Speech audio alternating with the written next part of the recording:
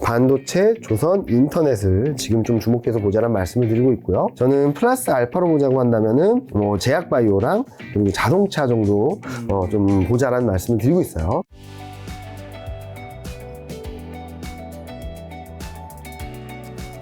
그럼 경기가 통화정책 모멘텀이 좋아진다는 거 왜 주목해야 변수는요? 전체적인 큰 그림은 경기 모멘텀도 살아나고 금리 인하도 시행된다라는 거라서 이 두 가지가 좋아지는 국면이라서 증시에는 플러스 요인이다 상승 추세를 만들 만큼의 동력이 된다라는 말씀을 드리고 있는데, 제가 여기다 플러스 요인을 조금 더해주는 것은 저는 중국 쪽을 좀 보고 있어요. 지금 많이 안 좋다고 생각하실 수 있는데 그리고 지수도 계속 저점이죠. 상해종합지수 기준으로 보면 2,900을 바닥을 몇 달째 퍽퍽 기고 있습니다. 근데 저는 여기서 좀 먼저 선제적으로 말씀드리고 싶은 것은 구조적인 흐름과 순환적인 흐름들을 조금 나눠서 보자라는 말씀을 드리고 싶어요. 미국 경제가 구조적으로 좋아지고 있다, 더 강해지고 있다는 것은 부인하지 않습니다. 중국 경제가 구조적으로 취약해지고 있다는 것도 부인하지 않아요. 근데 지금 24년을 바라볼 때는 순환 사이클적인 측면에서 여기 보시면 요 회색이 미국이고요. 파란색이 유럽이거든요. 자, 순환 사이클상 미국은 23년에 너무 좋았기 때문에 24년에 좀 눌리는 그림이고요. 그리고 이 미유로존은 23년에 너무 눌렸기 때문에 24년이 좋아지는 그림이에요. 그래서 24년 3분기, 4분기, 25년 1분기를 보면은 미국보다 유럽 GDP 성장률이 좋아지는 국면으로 들어가요. 그리고 중국도 지금 1분기를 저점으로 4.5, 4.6 정도를 유지하는 그림이 나옵니다. 자, 그러면 여기서 중국이 업사이드를 조금만 보여주면은 4.2, 4.7, 4.8, 4.9라면 지금 플랫한 그림에서 조금 경기가 우상향하는 그림을 보여줄 수 있어서 중국 쪽을 바라보자는 말씀드리고 있고, 하반기에는 좀 좋아질 수 있다는 말씀드린 이유가, 그러니까 23년 7월 달에 경기 부양 정책을 굉장히 세게 내기 시작했고요. 10월 달에는 재정적자 비율을 3.8%, 코로나 때도 3.7이었는데 그때보다 더 센 재정정책 드라이브를 걸었어요. 그냥 정책 힘이 굉장히 세게 돌았는데 그 결과 크레딧 임펄스라든지 리커 창기수라는 좀 선행 지표들이 좀 바닥을 통과하고 있고, 이런 것들이 좀 누적되게 되면은 아마 빠르면 24년 2분기, 늦어도 24년 하반기에는 경기가 지금보다, 경기 흐름이 지금 예상보다 조금 나아질 수 있다는 거죠. 자, 그러면은 중국이 좋아지면, 좀 나아지면 한국이나 신흥아시아도 좋아지겠지만, 제가 긍정적으로 바라보는 것은 여전히 안 좋다고 생각하는 유로존입니다. 중국은 이런 경기 부양 정책에 힘입어서 6개월 만에 경제 성장률이 상향 조정됐습니다. 근데 이런 흐름들이 조금 더 이어지면 이 훈풍이 유럽까지 조금 전이될 수 있다고 말씀드리는 거거든요. 자, 유럽까지 전이된다는 의미는 뭐냐? 대중국 수출 수입 비중이 많이 늘어났어요. 그러다가 코로나19를 계기로 꺾였는데 이게 다시 살아난다면 아마 유럽 경기는 지금 보는 것보다는 좀 나은 그림들을 보여줄 것이고, 그런 그림이 나오면 달러 약세력이 커질 수 있어요. 왜냐면은 환율은 상대적인 개념으로서 미국과 유로존 간이 누가 힘이 센가에 의해서 결정이 되는 거니까. 자, 요 그림이 뭐냐면 파란색이 미국하고 유로존 간의 GDP 성장 격차입니다. 회색이 기준금리 격차예요. 이게 위쪽으로 움직이면 달러 강세, 아래쪽으로 움직이면 달러 약세예요. 자, GDP 성장률 격차는 22년 상반기를 기점으로 쫙 올라갔어요. 그냥 경기 측면에서 그냥 달러가 강할 수밖에 없는 환경이죠. 거기다가 22년 1분기, 2분기, 3분기는 통화정책도 미국만 미친 듯이 정신없이 금리 인상을 했습니다. 그래서 달러가 날아가 버린 거예요. 근데 고점이 언제 나왔냐? 22년 10월 달에 나왔습니다. 왜? 유로존 22도 나도 매파적으로 갈 거야. 나도 금리 인상 많이 할 수 있어. 라고 하면서 22년 10월 달에 정점을 기록해서 쭉 빠졌고, 그 다음에는 경기는 여전히 미국이 센데 통화정책은 오히려 유로존 22가 매파적으로 하다 보니까 이게 엇갈렸거든요. 그래서 달러 인덱스는 박스권이었죠. 근데 향후 흐름 23년 4분기부터 24년 흐름을 보면은 이게 전부 다 우하향이에요. 기준금리 격차도 줄어들고 GDP 성장률 격차도 줄어들어서 마이너스로 가고, 이런 와중에 24년 하반기 중국 경기 회복에 대한 플러스 요인으로 인해서 유럽 경기까지 조금 살아나게 된다면 이 마이너스 폭이 커질 거고, 그럼 달러의 약세력이 더 세지겠죠. 그래서 저희는 달러 인덱스가 지금은 뭐 101포인트까지 떨어져서 좀 과한 흐름을 보이고 있지만 내년 중에는 98포인트, 100포인트 밑으로 갈 수 있다고 생각하고 있고요. 이 그림이 내려가는 그림이라면 저희는 신흥국, 신흥아시아 증시가 상대적으로 좀 강한 모습들을 보여줄 수 있다고 생각하고 있어요. 특히 이익 모멘트를 본다 하더라도 선진국, 신흥국보다 이머징 아시아. 그 중에서도 한국이 워낙 모멘텀이 강한 모습들을 보여줄 수 있어서 24년에는 중국이 얼만큼 올라오는지, 그에 따른 훈풍이 어디까지 불지, 그런 훈풍이 달러까지 영향을 미치면은 신흥아시아가 좋아질 것이고, 여전히 모멘텀이 강한 신흥국, 신흥아시아 쪽이 좀 더 상대적으로 강한 흐름들을 24년에 보여주지 않을까라는 예상을 하고 있습니다. 그럼 지금 이 모멘텀 말씀해 주셨는데 기대가 뭐 너무 과하다, 낮아질 수밖에 없다는 이야기도 나오는데 모멘텀 낮아지면 23년에 24년 코스피 상승 여력 축소될 수 있는 거 아닐까요? 그래서 많은 분들이 그 얘기를 하잖아요. 그러니까 코스피가 6월, 7월 달에 2650 가고 그럴 때 한국 이익 모멘텀이 50%대야, 24년엔. 그러면은 23년에는 저점 대비 한 20% 이상 올라왔으니까 얘가 50%니까 24년에 30% 정도 상승 여력은 있을 거야 라고 많이들 말씀하셨거든요. 시장 좋게 보시는 분들은. 근데 9월, 10월 지나면서 코스피가 2300 깨고 난리가 나니까 와, 56.3%? 50%? 못 믿겠어. 얘가 반토막이 날 수 있어. 기대감이 너무 높기 때문에. 그러면은 23년에 20% 정도 상승을 했으니까 반토막이 나서 20% 중반이라면 24년 상승 여력은 한 자릿수 될 거야. 별로 못 오를 거야 라는 생각들을 하시는 분들이 계세요. 자, 그런데 좀 이거는 합리적이지 않다라고 생각을 하거든요, 저는. 자, 23년에 20% 이상 상승이 어디서 왔다 그랬죠? 24년. 자, 그러면 24년 상승 여력은 24년에서 찾아야 될까요? 아니죠. 25년에서 찾아야 되죠. 그래서 제가 그 그림을 그려봤어요. 이게 뭐냐면 코스피 위에 그림은 영업이익, 밑에 그림은 순이익인데요. 같은 맥락입니다. 코스피 24년 이익이 23년 대비 약 84조 증가한다라고 하는데 84조 못 올라가. 42조만 증가해, 반만 증가해. 그래서 보면은 208조로 툭 떨어져요. 16.7%. 그리고 24년 대비 25년 이익이 50조 늘어난다고 하는데 못 올라가. 25조만 증가해. 툭 떨어집니다. 순이익도 마찬가지예요. 17.8%, 8.9% 하향 조정되죠. 그러면은 이익 증가율이 24년 수치는 20%대로 진짜 떨어져요. 절반으로. 그런데 짚는 그림은 25년 영업이익 증가율은 20에서 32%로 순이익은 21.6에서 34.8%. 왜냐면 24년 기조효과가 더 많이 줄어들므로 인해서 올라가는 힘이 생기는 거거든요. 그래서 저는 24년 상승 여력을 25년에서 찾아야 된다. 근데 24년, 25년 이익 전망 하향 조정을 감안한다 하더라도 24년 코스피 상승 여력은 20에서 30% 정도는 충분히 있다. 라는 말씀을 드리는 거고. 근데 아까 앞으로 돌아가셔도 좋겠지만 금리 인하 사이클에 있어서 통화정책 정상화나 아니면은 선제적 대응일 때 자, 저점 대비 상승률이 얼마인지 한번 다시 찾아보시면 25% 전후거든요. 자, 그러면 통화정책 변화 플러스 이익 모멘텀 이 두 가지 모두 다 24년 코스피는 저점 대비 20에서 30% 상승 여력을 열어놓을 수 있는 것이 아닌가. 그래서 코스피 저점에 따라서 3천 가능성은 충분히 열려있다 라는 말씀을 드리는 부분입니다. 이익 모멘텀에 대한 눈높이 조정은 있을 수 있지만 저는 이 정도까지 떨어질 거라고 생각하지는 않아요. 근데 있을 수는 있지만 그게 하향 조정된다고 해서 상승 여력이 사라지는 게 아니라 오히려 25년 모멘텀에 의한 24년 상승 여력은 확대될 수 있다 정도로 요약할 수 있을 것 같습니다. 그리고 달러 약세 이야기해 주셨는데 그러면 외국인 수급은요? 많은 분들이 외국인 수급을 조금 7월 이후에는 좀 나눠서 보셨어야 될 것 같아요. 왜냐면은 여기에 파란색 코스피만 놓고 보면 7월, 8월, 9월, 10월 외국인이 주장창 판 것처럼 보이거든요. 근데 판 거는 2차 전지입니다. 2차 전지를 제외하고 보면 외국인은 7월, 8월, 9월, 10월에도 많이 팔지 않았어요. 그냥 멈춰 있었던 거죠. 오히려 11월 달에 시장 상황이 좋아지니까 굉장히 빠른 속도로 시장을 사고 있습니다. 5조 이상. 자, 그러면은 왜 팔지 않다가 올라갈 때 사냐? 시장 상황만 조금만 좋아지면 3월 말을 기점으로 선진국 대비 EPS, 실적 상대 강도가 바닥을 찍고 올라오기 시작했고요. PER 상대 강도는 3월 말을 기점으로 고점을 찍고 꺾였습니다. 의미는 뭐냐면 실적이 선진국보다 강해지기 시작했고 밸류에이션이 선진국보다 부담이 완화되기 시작했다는 얘기죠. 그래서 3월 말을 기점으로 외국인 투자자들이 바라보는 코스피는 엉망진창이었는데 좀 살아나네? 라는 생각을 할 수 있을 정도의 변화가 있었던 것 같고요. 그리고 또 하나는 내년에는 환율 변수가 좀 중요하다고 보고 있는데 지금 뭐 1270원, 80원, 뭐 1310원 왔다 갔다 하고 있는데 저희는 내년에는 상반기 중에는 1250원, 하반기에는 1210원, 1200원 초반으로 내려갈 수 있다고 보고 있어서 이런 그림들이 이어지게 된다면 환율이 달러보다 좀 더 강해지게 된다면 외국인 수급은 좀 개선될 여지가 충분히 있다라는 말씀을 드리고 있어서요. 외국인 수급도 너무 걱정할 필요는 없다라는 생각을 하고 있습니다. 시장에서는 또 여전히 2024년 리스크가 많다면서 정치적 이벤트, 뭐 대선도 있죠. 네. 우려 시각이 있는데 어떻게 보세요?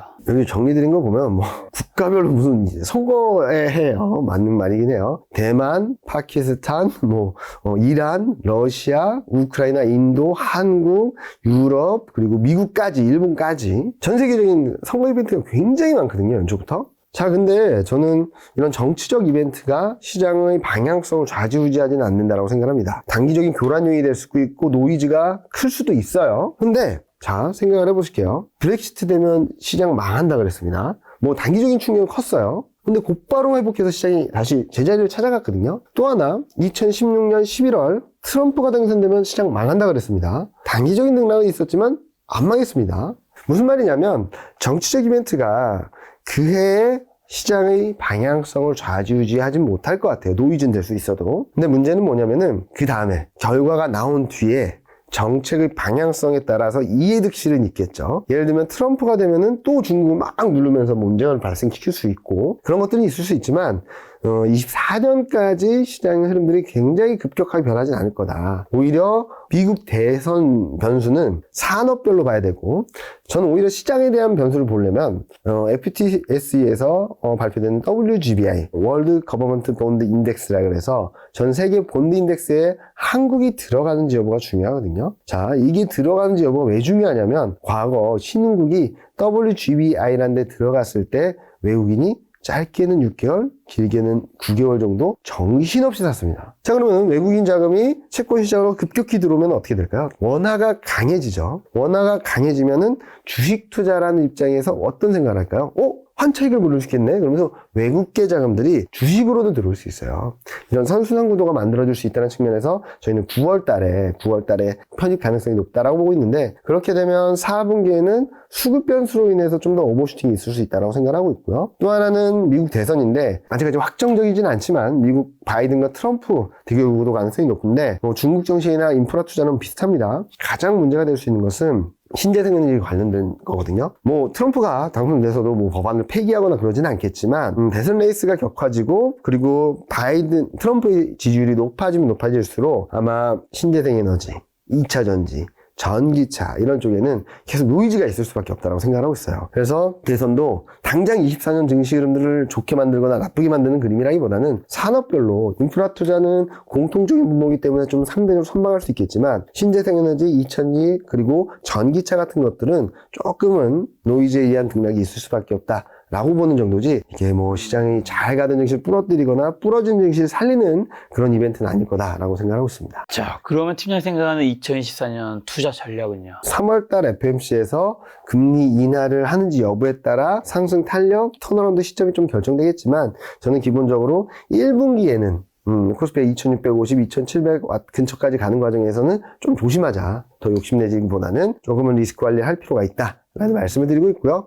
그러다가 이제 1분기를 지나면서 2500, 2500선 밑으로 내려갔을 때는 그때부터 좀 적극적으로 사자라는 말씀을 드리고 있거든요. 특히 반도체, 자동차, 조선, 2차전지, 인터넷, 제약바이오를 이 6개 업종으로 선호업종으로 말씀드리고 있는데 최선호 업종은 반도체, 조선, 인터넷입니다. 1분기 좀 밀릴 때마다 모아간다라는 말씀을 드리고 싶고 모아간다면은 내년 연말에는 좀 편하게 볼 수 있지 않을까 하는 예상을 하고 있고요. 한편 자동차, 2차전지, 제약바이오는 3월 FMC에서 금리 인하를 단행하면은 좀 빨리 사들어가도 되고요. 금리 동결을 할 경우에는 좀 천천히 사셔도 될 것 같아요. 그러니까 반도체, 조선, 인터넷으로 포트폴리오 한 축을 만들어 놓고 여기에 자동차, 2차전지, 제약바이오가 언제 들어올지를 가늠하면서 좀 빨리 매수할지 천천히 매수할지 그거를 결정하시면 좋다라고 말씀드리는데 그래서 아까 제가 상승력이 좀 더 있다라고 말씀드린 이유는 금리 인하의 수혜를 받을 수 있는 업종들이 빠르게 들어오게 되면은 좀 더 상승이 좀 쉬워지겠죠. 가벼워지고 그리고 좀 늦게 들어오게 된다면 상승의 강도나 탄력이 좀 더뎌질 수 있어서 이런 것도 좀 변수다라고 말씀을 드리고 있고요. 그런 상황에서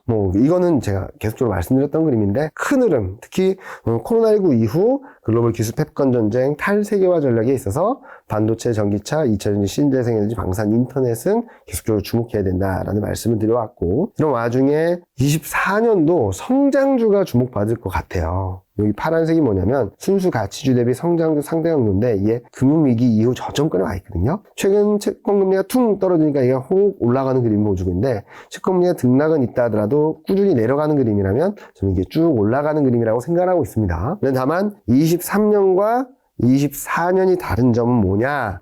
가장 큰 거는 23년 내러티브 장세였어요. 무슨 말이냐면 스토리텔링이 가능한 업종 종목들이 굉장히 셌죠. 숫자를 못 믿겠다. GDP 성장률 다 틀리고 경제 전망 다 틀리고 통화정책 전망 다 틀리고 있는데 뭘 믿냐? 성장 스토리. 그래서 2차 전지로 돈을 하나도 못 버는 기업들이 2차 전지로 묶이면서 몇 배 날아가는 기업들도 있었고 테마주들이 굉장히 활발했던 그림이죠. 자, 근데 내러티브 장세 이후에 찾아오는 장세는 뭐냐면 필연적으로 넘버스 장세예요. 넘버스. 숫자, 실적, 업황 이런 것들 숫자로 확인되는 것들을 가져가면서 가는 거거든요. 그래서 숫자가 확인되면 굉장히 단단한 상승 추세를 만들어가면서 올라가겠지만 숫자가 확인 안 되면 지금 아무도 얘기 안 하는 메타버스 같은 그림이 나올 수도 있어요. 생각해보시면 21년에 메타버스 엄청났습니다. 그런데 실적이나 그런 것들이 뒷받침되지 못하니까 이제 잊혀진 테마가 돼버렸죠. 그래서 24년은 성장주가 주목받을 텐데 특히 실적이 뒷받침되는 성장주가 아마 더 각광을 받으면서 시장을 이끌어갈 것이다 라는 말씀을 드리고 있습니다. 자, 그럼 숫자 확인의 성장주를 보자 말씀해 주셨는데 대표적인 업종은요? 일단 요 그림 보시는 것처럼 이익 개선 기여도, 이익 모멘텀 이 두 가지를 매칭을 해보면은 반도체, 화학 IT 가전, 조선이에요. 자, 반도체, 조선, 2차 전지는 전 트로이카라고 생각을 하고 있어요. 삼총사. 근데 2차 전지는 좀 아쉽죠. 23년에 워낙 많이 올랐고 그리고 내러티브가 강하게 들어온 만큼 넘버스 장세에서 검증 과정이 좀 타이트할 것 같아요. 그리고 앞서 말씀드렸던 트럼프 노이즈도 있고 그러면은 일단은 원투를 가져가자. 반도체, 조선. 그리고 여기에 굉장히 빠르게 올라오고 있는 게 뭐냐면은 인터넷 소프트웨어예요. 소프트웨어. 인터넷 쪽이라서 저는 반도체, 조선, 인터넷을 지금 좀 주목해서 보자는 말씀을 드리고 있고요. 그리고 한편으로는 여기 보시는 뭐 기계라든지 제약바이오, 자동차 이런 쪽 업종들도 이익 기여도는 높은데 아직까지 힘이 세진 못하고요. 저는 플러스 알파로 보자고 한다면은 뭐 제약바이오랑 그리고 자동차 정도 좀 보자라는 말씀을 드리고 있어요. 자, 그런데 재밌게도 이런 그림의 안에서 제가 좀 보여드리고 싶은 거는 외국인 수급을 보면요. 연초 이후에 반도체 20조 넘게 샀거든요. 보시면은 반도체, 자동차, 조선 가장 많이 산 세 개입니다. 그리고 최근 11월, 12월 들어서 사고 있는 매수가 강해진 업종을 보면 반도체, 자동차, 인터넷. 그래서 반도체, 조선, 인터넷을 지금으로서는 최선화하고 있고 여기 보시는 2차 전지, 제약바이오 2차 전지, 제약바이오는 외국인 수급적으로도 아직까지 뒷받침되지 못하고 있어서 매수 타이밍을 좀 봐야 된다 정도로 정리를 해드릴 수 있을 것 같습니다. 반도체, 조선, 인터넷 뭐 네. 얘기해 준 딱 하나만 투자하려면 어디에 투자해야 될까요? 계속 강조드렸던 그리고 올해도 뭐 답답하다 별로 많이 못 올랐다라고 하시는데 수익률적인 측면에서 보면은 코스피 시장 안에서는 철강 다음이에요. 2등입니다.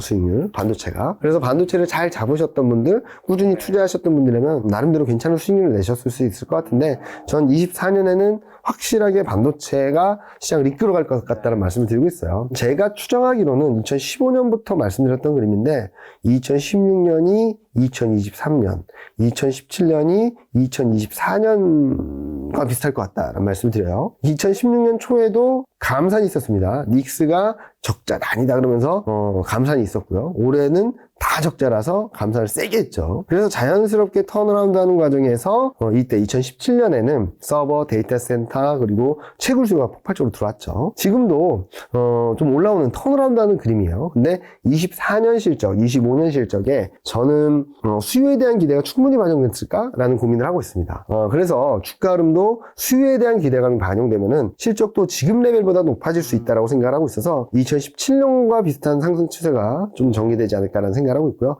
주가 흐름도 비슷해요. 2016년 보셔도 반등 박스권, 반등 박스권 하다 쭉 날아갔는데 이번에도 반등 박스권, 반등 박스권 하다 최근 52주 신고가를 막 넘어서고 있죠. 그러다가 이제 수요에 대한 기대가 들어오기 시작하는 시점이 좀 관건인데 요것도 비슷하죠. 이 기여도가 17년에는 반도체가 63.1이었어요. 2024년은 반도체가 60%를 넘어섰어요. 굉장히 오랜만에 그런 그림들도 있고 또 하나는 이거예요. 뭐냐면은 지금 턴어라운드 기대가 있는데 24년 1분기에서야 흑자 전환이 들어온다라는 전망이 있습니다. 그러면은 23년 4분기에 흑자 전환에 성공한다면 기대감이 배가가 되겠죠. 만약에 23년 4분기에 흑자전을 못해도 24년 1분기에 그냥 쏘쏘한 거의 0에 가까운 실적보다 훨씬 더 높은 수준을 보여주면 그때부터 굉장히 세게 올라갈 것 같아요. 왜냐면은 2017년 이렇게 반전이 나올 때도 여기 보시면은 2016년 1분기, 2분기, 3분기, 4분기 때 점프업을 하면서 이렇게 주가가 날아가기 시작했거든요. 이런 그림이 나오는지 23년 4분기인지 24년 1분기인지 좀 확인하실 필요가 있고요. 아까 보여드렸던 거에서 2017년보다 2024년 모멘텀 자체로만 본다면 훨씬 더 강한 그림을 보여주고 있어서 조금 기대해보자. 많은 분들이 수요에 대한 걱정을 하고 있는데 저는 수요가 예상보다 괜찮지 않을까라는 말씀 많이 드리고 있습니다. 자, 조선인터넷은요? 일단은 인터넷을 먼저 말씀드릴게요. 실적 전망이 21년 고점보다 높아진다는 전망이 기본적으로 들어와 있습니다. 실적이 레벨업 된다는 그림이에요. 근데 저는 이거보다 더 중요한 것은 생성형 AI 서비스에서 B2B, 그러니까 기업 간의 거래에 있어서 생성형 AI 서비스를 통해서 돈을 벌기 시작하는지 여부를 좀 확인하실 필요가 있을 것 같아요. 여기서 돈을 번다? 그러면은 성장성을 재평가받으면서 지금보다는 훨씬 더 좋은 그림들을 만들어줄 수 있다라고 생각을 하고 있고요. 조선업종 같은 경우는 밸류에이션은 이미 2015년 이후 저점고까지 와 있고, 그런데 이익 전망은 24년 연말까지 쫙 올라가는, YOY로는 흑자 전환, QOQ로는 계속적으로 증익이 되는 그런 그림으로 예상되어 있고, 24년, 25년까지 탱커 수준은 충분하고, 그리고 특수선, 그동안에는 LNG선을 말했다면 암모니아선으로 이동을 하면서 특수선에 대한 수요가 한국 쪽으로 집중되면서 저는 반도체하고 조선이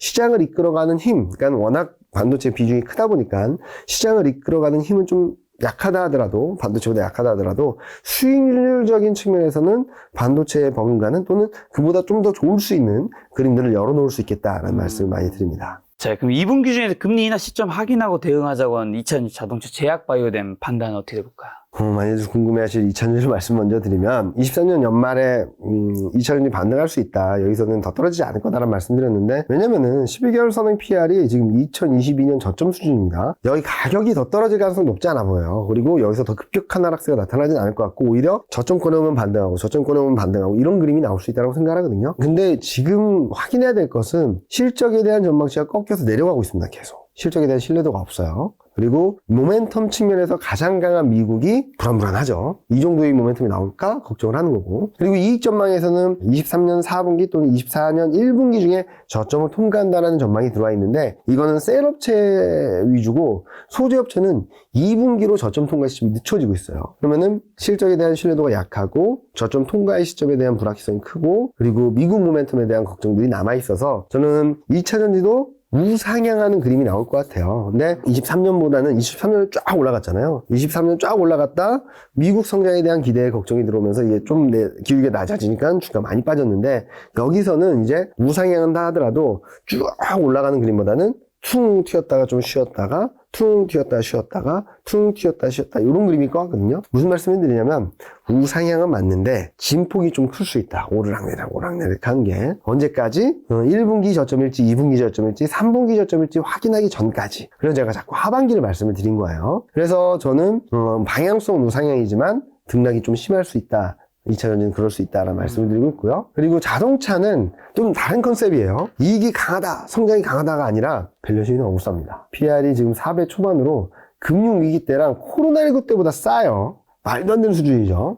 근데 이익 모멘텀이 좀 약해진다고 해서 밸류에이션이 더 떨어질까? 저는 그러지는 않을 것 같아요. 오히려 내년 하반기쯤에, 특히 4분기쯤에 조지아 공장이 완공되고, 그리고 전기차 비중이 확대되고, IRA 법안 수혜를 받으면 바이든 대통령이 당선됐을 때 이 밸류에이션은 5배, 6배 올라갈 수 있다고 보고 있고요. 반면에 트럼프가 당선되면 뭐가 좋냐? 트럼프가 당선되면 몇 달 전에 미국 내 전기차를 다 없애버리겠다라고 할 정도로 과격한 사람이라서 전기차에 대한 프리미엄은 떨어지고 내연기관차에 대한 디스카운트는 좀 완화될 수 있거든요. 저는 그래서 내년 하반기, 24년 하반기에는 자동차가 성장성보다는 밸류에이션 정상화로서 움직임이 나타날 수 있다고 말씀드리고 있고요. 제약바이오는 설명드리기 좀 어렵겠지만 1분기로 저점으로 실적이 올라간다는 전망이 기본적으로 들어와 있어요. 그리고 새로운 성장 동력을 보여주고 있는 알츠하이머, 비만 당뇨 치료제 쪽을 좀 보시면은 아직까지는 밸류에이션이 싸다라고 말하기는 어렵지만 차별적인 실적 성장 동력을 보유하고 있는 기업들을 보자 라는 말씀을 드리고 있어서 그런 것들로 좀 대응을 하시면 좋지 않을까라는 생각을 하고 있습니다. 반도체, 조선, 인터넷 좋게 말씀해 주셨는데 요거는 언제 담아야 하는지랑 자동차, 제약, 바이오는 2차 전지까지 요건 또 언제 담아야 되는지. 네. 일단은 자, 요 그림을 다시 보여드릴게요. 저는 빨간색 점선으로 움직일 가능성이 높다라고 보고 있는데 자, 단기적으로는 1분기엔 좀 등락이 있을 거예요. 이때마다 반도체, 조선, 인터넷은 모아가자. 그리고 3월 FMC에서 금리 인하를 단행하면 바로 올라갈 텐데 만약에 그렇지 못하면 여기서 출렁출렁하는 그림을 보여줄 텐데 이때를 활용해서 2차전지, 자동차, 제약바이오 세 개를 사자. 그러니까 요때를 활용해서 모아가자. 반도체, 조선, 인터넷을. 그리고 요때 3월 FMC에서 금리 인하 여부에 따라서 제약바이오, 2차전지, 자동차는 빨리 사든지 아니면 천천히 사든지 좀 결정을 하면 될 것 같다는 생각을 하고 있고요. 요 그림은 뭐냐면은 저희 섹터 애널리스트 분들이 실적 기준으로 각 파트의 업종들이 어느 위치에 있다라는 걸 찍어준 거고 이건 주가 기준 사이클입니다. 보시면은 실적 기준으로는 대부분 여기 회복기 또는 호황기 초입이에요. 그래서 더 올라갈 수 있다. 실적이 더 올라갈 수 있다는 그림이고 여기 호황기 끝물에 있는 자동차는 아까 말씀드렸죠. 실적이 좋은 게 아니라 밸류에이션 정상하고 그래서 주가는 여기서 주목해서 볼 것은 실적은 회복기라 하더라도 주가가 이렇게 바닥에서 통과하는 게 아니라 어느 정도 올라왔다 하더라도 더 올라갈 수 있는 애들을 사야 된다는 거예요. 24년에는. 그래서 저희는 빨간색으로 표시된 반도체, 2차전지, 인터넷, 조선, 자동차, 제약바이오 정도를 계속적으로 선호하고 있다는 말씀을 드리고 있고요. 여기 탑9으로 해서 아까 말씀드렸던 반도체,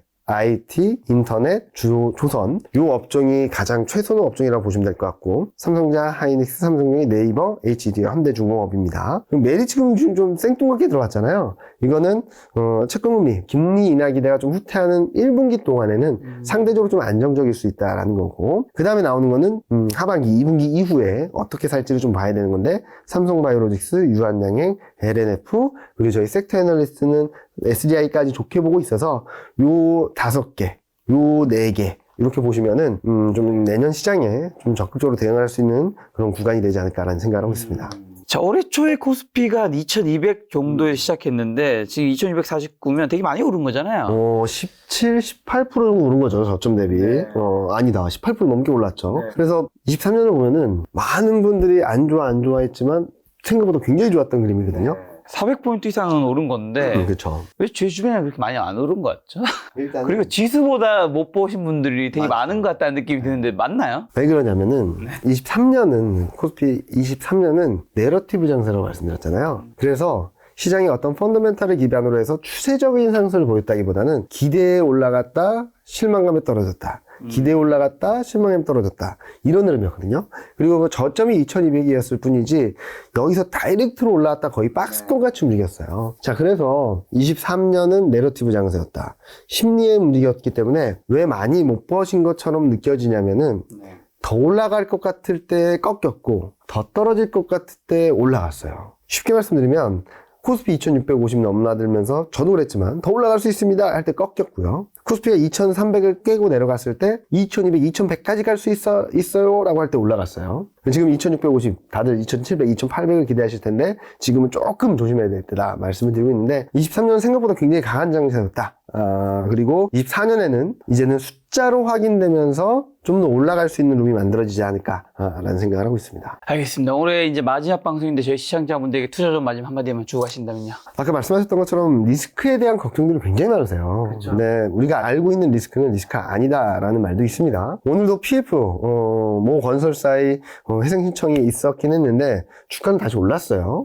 왜냐면은 정부 차원에서 적극적인 대응을 하겠다라는 의지를 피력했기 때문에 지금 보면은 전반적으로 위험 요인들은 분명히 있고 위험 요인들이 수면 위로 구석구석 올라오는 그림들이 나오는데 이거를 제어하기 위한 정부 당국이든 통화정책이든 굉장히 세게 들어오고 있거든요. 실리콘밸리뱅크 사태도 있었고 벽계현 사태도 있었고 이번에 PF 사태도 있었고 근데 이런 것들이 좀 남아있긴 하지만 저는 알려진 악재들로 인한 시장 충격은 제한적이고 어느 정도 중립 변수다. 오히려 이로 인해서 들어오는 대응 정책, 이로 인해서 조금 나아지는 변화들이 있다면 시장에는 업사이드 포텐셜을 좀 더 높여주지 않을까라는 생각을 하고 있거든요.